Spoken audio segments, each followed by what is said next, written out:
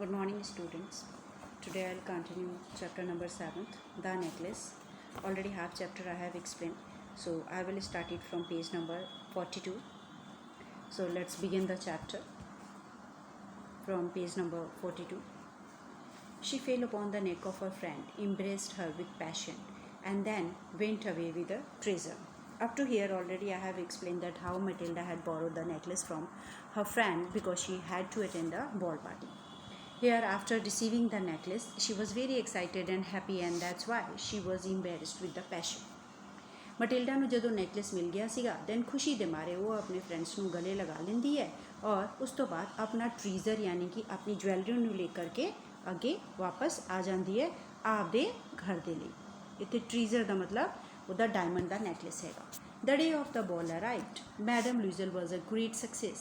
She was the prettiest of all, elegant, gracious, smiling, and full of joy. All the men noticed her, asked her name, and wanted to be presented. ਜਦੋਂ party ਦਾ ਦਿਨ ਆਉਂਦਾ ਹੈਗਾ madam ਲੁਇਜ਼ਲ ਯਾਨੀ ਕਿ ਮਟਿਲਡਾ ਜਿਹੜੀ ਹੈ ਉਹਨੂੰ ਪੂਰੀ success ਮਿਲ ਚੁੱਕੀ ਹੁੰਦੀ ਹੈ। ਉਹ ਪਾਰਟੀ ਦੇ ਵਿੱਚ ਸਭ ਤੋਂ ਸੋਹਣੀ, ਐਲੀਗੈਂਟ, ਸਭ ਤੋਂ ਗ੍ਰੇਸਫੁਲ ਔਰ ਪੂਰੀ ਸਮਾਈਲਿੰਗ ਦੇ ਨਾਲ ਉੱਥੇ ਪਹੁੰਚੀ ਹੁੰਦੀ ਹੈ। ਸਾਰੇ ਮੈਨ ਉਹਨੂੰ ਨੋਟਿਸ ਕਰਦੇ ਆ, ਉਹਦਾ ਨਾਮ ਜਾਣਨਾ ਚਾਹੁੰਦੇ ਆ ਔਰ ਆਪਣਾ ਇੰਟਰੋਡਕਸ਼ਨ ਵੀ ਦਿੰਦੇ ਆ। She danced with the enthusiasm, intoxicated with pleasure, thinking of nothing but all this admiration, this victory, so complete and sweet to her heart. ਇੱਥੇ ਉਹ ਪੂਰੇ ਸਪਿਰਿਟ ਦੇ ਨਾਲ, ਜੋਸ਼ ਦੇ ਨਾਲ ਡਾਂਸ ਕਰਦੀ ਹੈ। ਇੰਟੋਕਸੀਕੇਟਡ ਦਾ ਮਤਲਬ ਇੱਥੇ ਹੈਗਾ ਇੰਟੋਕਸੀਕੇਟਡ ਦਾ ਮਤਲਬ ਹੈਗਾ ਕੰਟਰੋਲ ਲੂਜ਼ ਕਰ ਦੇਣਾ ਜਾਂ ਫਿਰ ਨਸ਼ੇ ਦੇ ਵਿੱਚ ਹੋ ਕਰਕੇ ਡਾਂਸ ਕਰਨਾ। ਪੂਰੀ ਖੁਸ਼ੀ ਦੇ ਨਸ਼ੇ ਦੇ ਵਿੱਚ ਹੁੰਦੀ ਹੈ ਔਰ ਕਿਸੇ ਹੋਰ ਚੀਜ਼ ਦੇ ਬਾਰੇ में नहीं सोच रही ਹੁੰਦੀ ਹੈ ਐਕਸੈਪਟ ਆਪਣੀ ਤਾਰੀਫ, ਐਡਮਾਇਰੇਸ਼ਨ ਦੇ ਬਾਰੇ में ही सोच रही ਹੁੰਦੀ ਹੈਗੀ ਹੈ। ਆਹ ਖੁਸ਼ੀ ਜਿਹੜੀ ਹੈ ਉਹਦੇ ਲਈ ਪੂਰੀ ਔਰ ਬਹੁਤ ਜ਼ਿਆਦਾ ਸਵੀਟ ਸੀਗੀ। She went home toward 4 o'clock in the morning. Her husband had been half asleep in one of the little saloon since midnight, while 3 other gentlemen whose wives were enjoying themselves very much. 4 o'clock ਦੇ ਕਰੀਬ ਉਹ ਘਰ ਦੇ ਲਈ ਵਾਪਸ ਨਿਕਲਦੇ ਆ। ਉਹਦੇ ਹਸਬੈਂਡ ਜਿਹੜੇ ਸੀਗੇ ਆਲਰੇਡੀ ਇੱਕ ਸੈਲੂਨ ਯਾਨੀ ਕਿ ਡੈਕੋਰੇਟਡ ਰੂਮ ਜਿਹੜਾ ਉਸ ਮਿਨਿਸਟਰ ਰੈਸੀਡੈਂਸ ਦੇ ਵਿੱਚ ਸੀਗਾ ਉੱਥੇ ਜਾ ਕਰਕੇ ਸੋ ਰਹੇ ਹੁੰਦੇ ਆ ਮਿਡਨਾਈਟ ਤੋਂ ਔਰ ਉੱਥੇ ਔਰ ਵੀ 3-4 ਜੈਂਟਲਮੈਨ ਪਏ ਹੁੰਦੇ ਆ ਔਰ ਉਹਨਾਂ ਦੀ ਵਾਈਫਸ ਇਸ ਪਾਰਟੀ ਨੂੰ ਇੰਜੋਏ ਕਰ ਰਹੀ ਹੁੰਦੀ ਹੈ। So he threw around her shoulders the modest wrap they had carried, whose poverty clashed with the elegance of the ball costume. She wishes to hurry away in order not to be noticed by the other women who went wrapping themselves in rich fur. अब ਉਹਦੇ husband ਕੀ ਕਰਦੇ ਹੈਗੇ ਉਹਦੇ husband ਜਿਹੜੀ ਸ਼ਾਲ ਲੈ ਕੇ ਗਏ ਹੁੰਦੇ ਹੈਗੇ ਉਹਦੇ ਸ਼ੋਲਡਰ 'ਤੇ ਪਾ ਦਿੰਦੇ ਆ ਕਿਉਂਕਿ ਠੰਡ ਬਹੁਤ ਜ਼ਿਆਦਾ ਹੁੰਦੀ ਹੈ। ਮੋਡੈਸਟ ਯਾਨੀ ਕਿ ਸਿੰਪਲ, ਰੈਪ ਯਾਨੀ ਕਿ ਸ਼ਾਲ ਜਾਂ ਕੋਈ ਵੀ ਕਵਰ ਕਰਨ ਵਾਲੀ ਚੀਜ਼, ਤਾਂ ਉਹ ਜਿਹੜੀ ਕਵਰ ਕਰਨ ਵਾਲੀ ਚੀਜ਼ ਹੁੰਦੀ ਹੈ ਉਹ ਕਾਫੀ ਜ਼ਿਆਦਾ ਪੋਵਰਟੀ ਨੂੰ ਸ਼ੋ ਕਰ ਰਹੀ ਹੁੰਦੀ ਹੈ, ਉਹ ਗਰੀਬ ਜਿਹੀ ਦਿਸ ਰਹੀ ਹੁੰਦੀ ਹੈ। ਇਸ ਕਰਕੇ ਉਹ ਛੇਤੀ ਉਸ ਬॉल ਪਾਰਟੀ ਤੋਂ ਬਾਹਰ ਨਿਕਲਦੀ ਹੈ ਕਿ ਕੋਈ ਉਹਨੂੰ ਨੋਟਿਸ ਨਾ ਕਰ ਪਾਏ ਕਿਉਂਕਿ ਉਸ ਪਾਰਟੀ ਦੇ ਵਿੱਚ ਜ਼ਿਆਦਾਤਰ ਵੂਮਨਸ ਕਾਫੀ ਰਿਚ ਹੁੰਦੀ ਹੈ ਔਰ ਸਾਰਿਆਂ ਨੇ ਮਹਿੰਗੇ ਫਰ ਦੇ ਸ਼ਾਲ ਪਾਏ ਹੁੰਦੇ ਹੈਗੇ। ਸੋ ਇਸ ਕਰਕੇ ਉਹ ਛੇਤੀ ਬॉल ਪਾਰਟੀ ਤੋਂ ਬਾਹਰ ਨਿਕਲਣ ਦੀ ਕੋਸ਼ਿਸ਼ ਕਰਦੀ ਹੈ। Loisel detained her. Wait, said he, I'm going to call a cab. अब मिस्टर लॉइजल की करते हैं ਉਹਨੂੰ ਰੋਕਣ ਦੀ ਕੋਸ਼ਿਸ਼ ਕਰਦੇ ਆ। ਸਟਾਪ, ਡਿਟੇਨ ਦਾ ਮਤਲਬ ਇੱਥੇ ਹੈਗਾ ਸਟਾਪ ਕਰਨਾ, ਰੋਕਣ ਦੀ ਕੋਸ਼ਿਸ਼ ਕਰਦੇ ਆ ਕਿ ਮੈਂ ਕਿਸੇ ਕੈਬ ਨੂੰ ਬੁਲਾ ਲੈਂਦਾ। But she would not listen and descended the steps rapidly. When they were in the street, they found no carriage and they began to seek for one, hailing the coachman whom they saw at a distance. अब ਉਹ ਛੇਤੀ ਡਿਸੈਂਡਡ ਯਾਨੀ ਕਿ down side ਦੇ ਜਿਹੜੇ stair ਹੁੰਦੇ ਆ ਥੱਲੇ ਉਤਰਨਾ, ਛੇਤੀ ਜਦੋਂ ਥੱਲੇ ਆਉਂਦੀ ਹੈ ਦੈਨ ਜਦੋਂ ਉਹ ਸਟਰੀਟ 'ਤੇ ਪਹੁੰਚਦੇ ਆ ਉਹਨਾਂ ਨੂੰ ਉੱਥੇ ਕੋਈ ਕੈਬ ਜਾਂ ਕੈਰੇਜ ਕੋਈ ਗੱਡੀ ਨਹੀਂ ਮਿਲਦੀ ਹੈ। ਜਦੋਂ ਬਹੁਤ ਦੂਰ ਤੱਕ ਚੱਲਦੇ ਆ ਦੇਖਦੇ ਆ ਦੈਨ ਉਹਨਾਂ ਨੂੰ ਦੂਰੋਂ ਆਉਂਦਾ ਹੋਇਆ ਇੱਕ ਕੋਚਮੈਨ ਦਿਸਦਾ ਹੈਗਾ। ਹੇਲਿੰਗ ਦਾ ਮਤਲਬ ਇੱਥੇ ਹੈਗਾ ਕਾਲਿੰਗ, ਬੁਲਾਉਣਾ। ਸੋ ਦੂਰ ਤੋਂ ਆਉਂਦਾ ਹੋਇਆ ਬਹੁਤ ਡਿਸਟੈਂਸ 'ਤੇ ਕੋਚਮੈਨ ਦਿਸਦਾ ਹੈਗਾ। They walked along toward the river, hopeless and shivering. Finally, they found one of those old carriages that one sees in Paris after nightfall. और काफ़ी दूर रिवर के किनारे चलते हुए उन्होंने ठंड लग रही होंगी है, वो काफ़ी ज़्यादा शिवरिंग कर रहे होंगे है और फाइनली उन्होंने एक बहुत ही पुराना ओल्ड कैरेज परसन मिलता हैगा। और पेरिस के शहर के जो रात में बहुत ज़्यादा ठंड होती है उस टाइम बहुत घट ही कैरेज वाले नज़र आते हैं। It took them as far as their door and they went wearily up to their apartment. It was all over for her, and on his part, he remembered that he would have to be at the office by 10 o'clock. अब ਜਦੋਂ ਉਹ ਆਪਣੇ apartment ਦੇ ਵਿੱਚ ਦਰਵਾਜ਼ੇ ਦੇ ਵਿੱਚ ਉਹ ਛੱਡ ਦਿੰਦਾ ਹੈਗਾ, ਉਸ ਤੋਂ ਬਾਅਦ ਵੀਅਰਲੀ ਮਤਲਬ ਬਹੁਤ ਜ਼ਿਆਦਾ ਟਾਇਰਡ ਹੋਣਾ, ਆਪਣੇ ਅਪਾਰਟਮੈਂਟ ਦੇ ਅੰਦਰ ਥਕੇ ਹੋਏ ਪਹੁੰਚਦੇ ਹੈਗੇ। ਔਰ ਉਸ ਤੋਂ ਬਾਅਦ ਉਹਨਾਂ ਨੂੰ ਮਿਸਟਰ ਲੁਇਜ਼ਲ ਨੂੰ ਯਾਦ ਆਉਂਦਾ ਹੈਗਾ ਕਿ ਮੋਰਨਿੰਗ ਉਹਨਾਂ ਨੂੰ ਕੰਮ 'ਤੇ ਜਾਣਾ ਹੈਗਾ 10 o'clock ਤੱਕ। So she removed the wrap from her shoulders before the glass for a final view of herself in the glory. Suddenly she uttered a cry. Her necklace was not around her neck. अब अपने गले तो cover हटाते हुए rap जो shawl वगैरह लिता होंगे है वो हटा करके अपने आप को शीशे के सामने खड़ा करके देखती है कि मैं देखा कि मैं कितनी सोहनी लग रही है। अचानक ही वो चीख निकल पैंदी है और देखती है कि वो गले ते उहदा नैकलेस नहीं होंदा हैगा, यानी कि वो गायब होंदा हैगा। Loisel, already half undressed, asked, "What is the matter?" She turned towards him excitedly. I no longer have Madame Forestier necklace. अब मिस्टर लॉइजल ਜਿਹੜੇ ਹੁੰਦੇ ਉਹ ਆधे ਕੱਪੜੇ ਤਾਂ ਉਤਾਰ ਚੁੱਕੇ ਹੁੰਦੇ ਹੈਗੇ ਆ, ਫਿਰ ਵੀ ਉਹ ਆधे ਅਨਰੈਸਟ ਹੁੰਦੇ ਆ ਔਰ ਛੇਤੀ ਕਹਿੰਦੇ ਕਿ ਭਈ ਕੀ ਗੱਲ ਹੋ ਗਈ, ਔਰ ਉਹਦੇ ਵੱਲੋਂ ਭੱਜ ਕੇ ਆਉਂਦੇ ਆ। ਫਿਰ ਉਹ ਥੋੜਾ ਰੁਕ ਕੇ ਕਹਿੰਦੇ ਕਿ ਮੇਰੇ ਗਲੇ ਦੇ ਵਿੱਚ ਤਾਂ ਮੈਡਮ ਫੋਰੈਸਟੀਅਰ ਦਾ ਨੈਕਲੈਸ ਨਹੀਂ ਹੈ। He arose in dismay. What? How is that?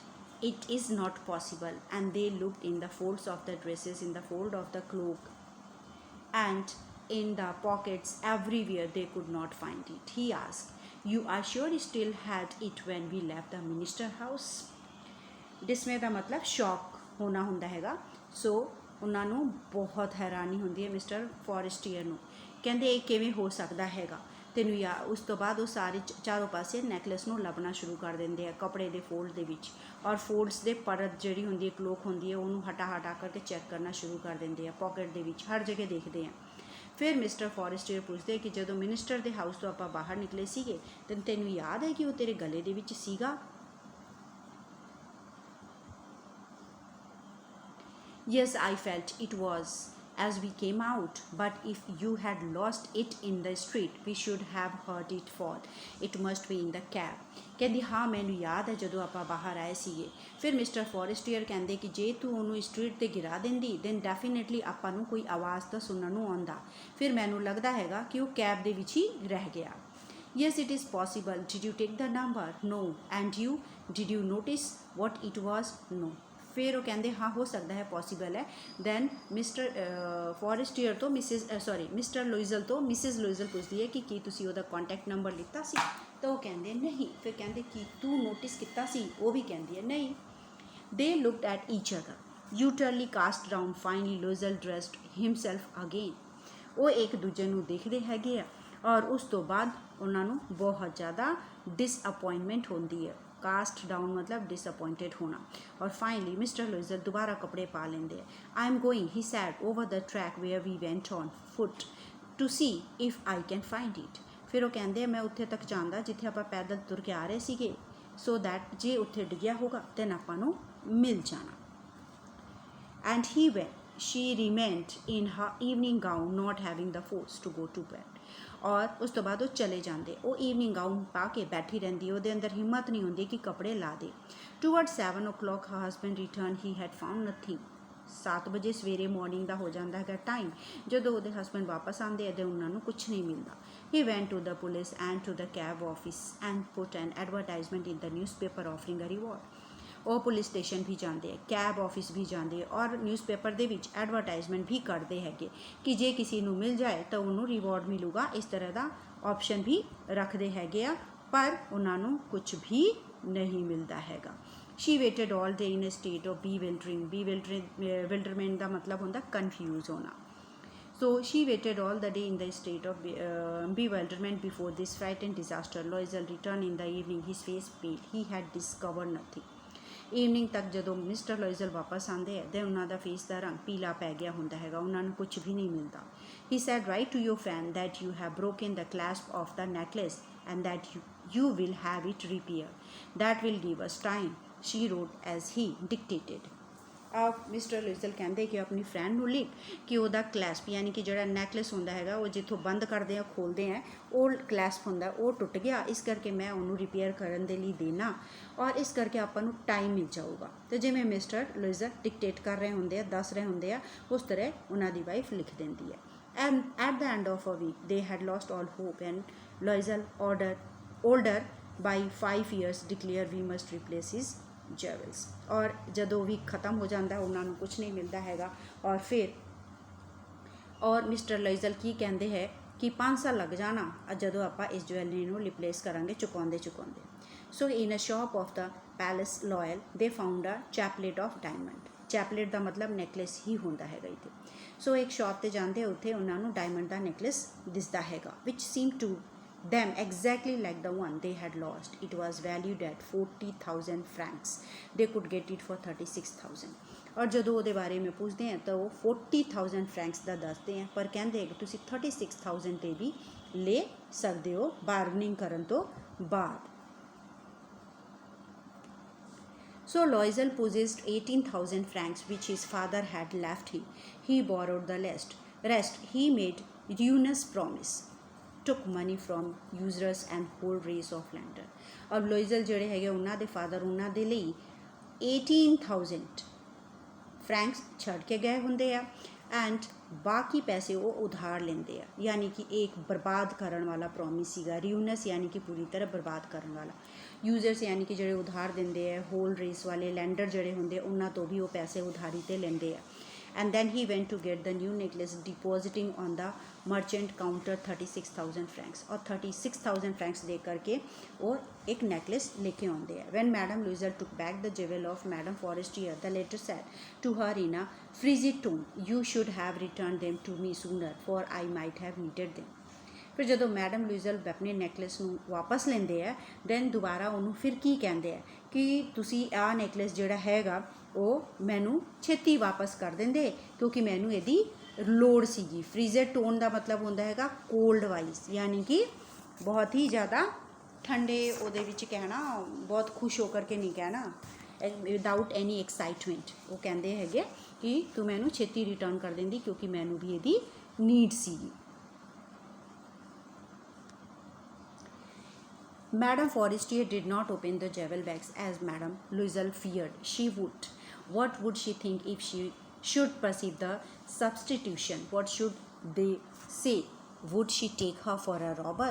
और मैडम फॉरेस्टियर ਜਿਹੜੇ ਹੈਗੇ ਉਹ ਜਵੈਲਰੀ ਵਾਲੇ ਬਾਕਸ ਨੂੰ ਓਪਨ ਨਹੀਂ ਕਰਦੇ। ਮੈਡਮ ਲੁइजल ਨੂੰ ਡਰ ਹੁੰਦਾ ਹੈਗਾ ਕਿ ਜਦੋਂ ਉਹ ਬਾਕਸ ਨੂੰ ਓਪਨ ਕਰੂਗੀ ਔਰ ਉਹਨੂੰ ਪਤਾ ਲੱਗੂਗਾ ਕਿ ਇਹ ਰੀਅਲ ਨਹੀਂ ਹੈ, ਉਹਦਾ ਰਿਪਲੇਸਮੈਂਟ ਹੈ ਯਾਨੀ ਕਿ ਸਬਸਟੀਟਿਊਟ ਹੈ, ਦੈਨ ਉਹਦਾ ਰਿਐਕਸ਼ਨ ਕੀ ਆਊਗਾ, ਕਿ ਉਹਨੂੰ ਉਹ ਚੋਰ ਸਮਝੂਗੀ। Madame Loisel now knew the horrible life of necessity। She did her part, however, completely horribly। It was necessary to pay this frightful debt। She would pay it। They sent away the maid। They changed their lodging। They rented some rooms in the attic। अब madam लुइजल ਦੀ बहुत ही ज़्यादा horrible life start हो गई क्योंकि कर्जे चुकाने सीगे। सो उन्होंने पूरी तरह उन्होंने लाइफ चेंज हो गई। उन्होंने घर ਦੇ ਵਿੱਚ ਜਿਹੜੀ मेड ਸੀਗੀ ਉਹ बाहर उन्होंने करता, उन्होंने अपने घर ਨੂੰ चेंज करता, लॉजिंग यानी अपार्टमेंट ਨੂੰ चेंज किया और उन्होंने कुछ रूम एटीक का मतलब होंदा हैगा किसी छत के उत्ते ले लेना। She lean the ओडियस work of a kitchen. She was the soiled linen their clothes and disclothes and which she hung on the line to dry। उन्होंने बहुत ही ज़्यादा ऑड काम किए, किचन के बहुत सारे गंदे काम करना, डिशेज़ यानी कि बर्तन साफ़ करने, जड़े मिट्टी ते लगे हुए कपड़े होंगे उस तरह के कपड़े वॉश करने और फिर उन्होंने रस्सी के उत्ते पा करके हैंग करके सुखाना।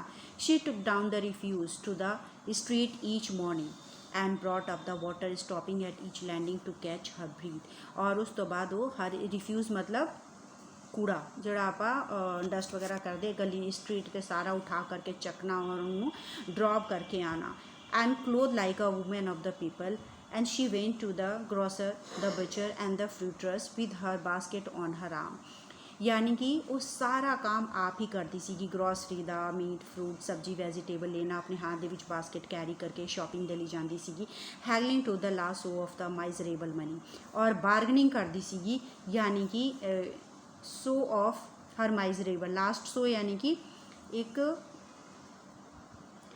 ਫ੍ਰੈਂਚ ਕੁਆइन ਹੈ, ਉਹਦਾ ਨਾਮ ਹੈਗਾ ਸੋ ਇੱਕ ਪੈਨੀ ਜਿਵੇਂ ਆਪਾਂ ਕੰਸੀਡਰ ਕਰਦੇ ਹਾਂ, ਉਹਦੇ ਲਈ ਹੈਗਲਿੰਗ ਦਾ ਮਤਲਬ ਬਾਰਗਨਿੰਗ ਕਰਨਾ, ਯਾਨੀ ਕਿ ਛੋਟੇ ਛੋਟੇ ਘੱਟ ਤੋਂ ਘੱਟ ਮਿਨੀਮਮ ਲੋ ਵੈਲਿਊ ਹੁੰਦੀ ਹੈ 100 ਦੀ, ਬਹੁਤ ਜ਼ਿਆਦਾ ਵੈਲਿਊ ਇਹਦੀ ਨਹੀਂ ਹੁੰਦੀ ਹੈ। ਤਾਂ ਇਹ ਕਹਿ ਰਹੇ ਕਿ ਇੰਨੀ ਜ਼ਿਆਦਾ ਗਰੀਬ ਹੋ ਗਏ ਕਿ ਥੋੜ੍ਹੇ ਪੈਸੇ ਦੇ ਲਈ ਵੀ ਉਹ ਬਹੁਤ ਦੇਰ ਤੱਕ ਝਗੜਾ ਕਰਕੇ ਬਾਰਗਨਿੰਗ ਕਰਦੇ ਸੀਗੇ, ਸੋ ਦੈਟ ਉਹਨਾਂ ਦੇ ਪੈਸੇ ਬਚ ਸਕੇ। The husband worked evening putting the book of some merchant in order, and night he often did copying at 5 so apiece. Husband भी ਉਹਦੇ evening ਸ਼ਾਮ ਨੂੰ ਆ ਕਰਕੇ ਵੀ ਕੰਮ ਕਰਦੇ ਸੀਗੇ ਇੱਕ ਵਿਆਪਾਰੀ ਦੇ ਸ਼ਾਪ 'ਤੇ, ਸਾਰੇ ਬੁੱਕਸ ਇੱਕ ਲਾਈਨ 'ਤੇ ਲਾਉਂਦੇ ਸੀਗੇ ਔਰ ਰਾਤ ਨੂੰ 500 ਇੱਕ ਪੇਜ ਦੀ ਕਾਪੀ ਕਰਨ ਦੇ ਲਈ ਲੈਂਦੇ ਸੀਗੇ। And this life lasted for 10 years. At the end of the 10 years they had restored all, ਯਾਨੀ ਕਿ 10 years ਤੱਕ ਉਹਨਾਂ ਦਾ ਇਸ ਤਰ੍ਹਾਂ ਦਾ ਲਾਈਫ ਚੱਲਦਾ ਰਿਹਾ। 10 ਸਾਲ ਬਾਅਦ ਉਹਨਾਂ ਦੇ ਸਾਰੇ ਕਰਜ਼ੇ ਚੁਕਾਤੇ। Madam Loisel seemed old now. She had become a strong hard woman. Madam Loisel ਜਿਹੜੇ ਸੀਗੇ ਉਹ ਕਾਫੀ ਜ਼ਿਆਦਾ ਓਲਡ ਜੇ ਲੱਗਣ ਲੱਗੇ, ਉਹ ਕਾਫੀ ਜ਼ਿਆਦਾ ਸਟਰੋਂਗ ਔਰ ਹਾਰਡ ਵੂਮੈਨ ਦਿਸਦੇ ਸੀਗੇ। ਉਹ ਜਿਵੇਂ ਪੂਅਰ ਹਾਊਸ ਹੋਲਡ ਘਰ ਦੇ ਵਿੱਚ ਕਰੂਰ ਵੂਮੈਨ ਨਹੀਂ ਹੁੰਦੀ ਹੈਗੀ ਆ, ਉਸ ਤਰ੍ਹਾਂ ਦਿਸਦੇ ਸੀਗੇ।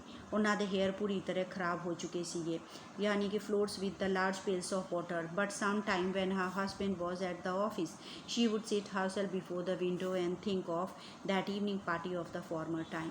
ਔਰ ਉਹ ਉੱਚੀ ਆਵਾਜ਼ ਦੇ ਵਿੱਚ ਬੋਲਣਾ ਸ਼ੁਰੂ ਕਰ ਦਿੰਦੇ ਸੀਗੇ। ਫਰਸ਼ 'ਤੇ ਬਹੁਤ ਸਾਰਾ ਪਾਣੀ ਪਾ ਕਰਕੇ ਉਹਨੂੰ ਸਫਾਈ ਵੀ ਕਰਦੇ ਰਹਿੰਦੇ ਸੀਗੇ। ਪਰ ਜਦੋਂ ਉਹਨਾਂ ਦੇ ਹਸਬੈਂਡ ਕਦੇ ਕਦੇ ਆਫਿਸ ਦੇ ਵਿੱਚ ਹੁੰਦੇ ਸੀਗੇ ਦੈਨ ਵਿੰਡੋ ਦੇ ਸਾਹਮਣੇ ਬੈਠ ਕਰਕੇ ਉਹ ਪੁਰਾਣੇ ਦਿਨਾਂ ਨੂੰ, ਫਾਰਮਰ ਡੇਜ਼ ਯਾਨੀ ਕਿ ਪੁਰਾਣੇ ਟਾਈਮ ਨੂੰ ਯਾਦ ਕਰਦੇ ਹੁੰਦੇ ਸੀਗੇ ਕਿ ਉਹ ਬਾਲ ਪਾਰਟੀ 'ਤੇ ਗਏ ਸੀਗੇ ਔਰ ਉੱਥੇ ਉਹ ਕਿੰਨੇ ਜ਼ਿਆਦਾ ਬਿਊਟੀਫੁਲ ਔਰ ਖੂਬਸੂਰਤ ਯਾਨੀ ਕਿ ਬਿਊਟੀਫੁਲ ਲੱਗ ਰਹੇ ਸੀਗੇ।